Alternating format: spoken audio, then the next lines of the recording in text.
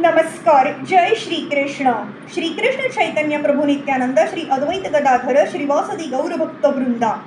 Rejuvenating text 13 and text 14 of chapter 4, the characteristics of Rishabdev of 5th canto, the creative impetus of Srimad Bhagavatam. Text 13. यवी yarns एकाशीतिर जायन्ते याह पितुरा देशकरा महाशालीना महाश्रोत्रिया यज्ञशीलाः कर्मविशुद्धा ब्राह्मणा बभूवुः.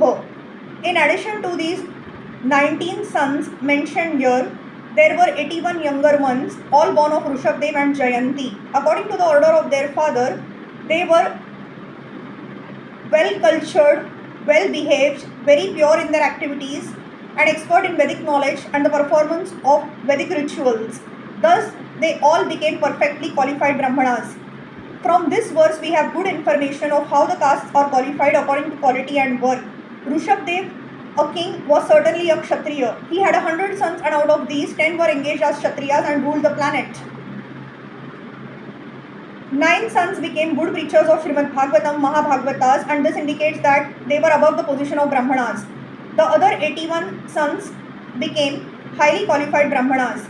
These are some practical examples of how one can become fit for a certain type of activity by qualification, not by birth.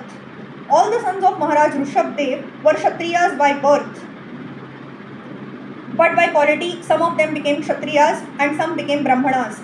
9 became preachers of Srimad Bhagavatam, Bhagavad Dharma Dharshanaah, which means that they were above the categories of Kshatriya and Brahman. Text 14.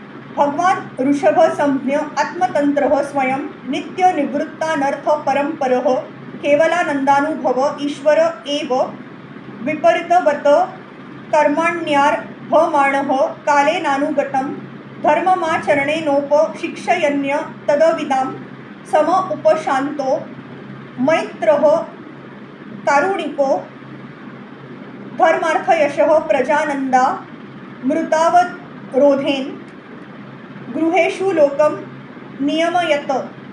Being an incarnation of the Supreme Personality of Godhead, Lord Rishabdev was fully independent because his form was spiritual, eternal, and full of transcendental bliss. He eternally had nothing to do with the 4 principles of material misery, birth, death, old age, and disease, nor was he materially attached. He was always equipoised, and he saw everyone on the same level. He was unhappy to see others unhappy, and he was the well-wisher of all living entities. Although he was a perfect personality, the Supreme Lord and controller of all, he nonetheless acted as if he were an ordinary conditioned soul.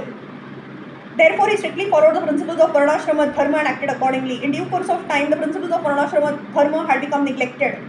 Therefore, through his personal characteristics and behavior, he taught the ignorant public how to perform duties within the Varnashrama Dharma. In this way, he regulated the general populace in householder life, enabling them to develop religion and economic well-being and to attain reputations, sons and daughters, material pleasure, and finally eternal life. By his instructions, he showed how people could remain householders and at the same time become perfect by following the principles of Varnashrama Dharma. The Varnashrama Dharma is meant for imperfect conditioned souls. It trains them to become spiritually advanced in order to return home back to Godhead. A civilization that does not know the highest aim of life is no better than an animal society. As stated in Srimad Bhagavatam, na te viduha swartha gatim hi Vishnu. A human society is meant for elevation to spiritual knowledge so that all of the people can be freed from the clutches of birth, death, old age and disease. The Varnashrama Dharma enables human society to become perfectly fit for getting out of the clutches of Maya, and by following the regulative principles of Varnashrama Dharma, one can become successful. In this regard, see Bhagavad Gita 3.21 to 24. Hare Krishna, Krishna Krishna, Hare Hare, Hare Ram, Ram Ram, Hare Hare.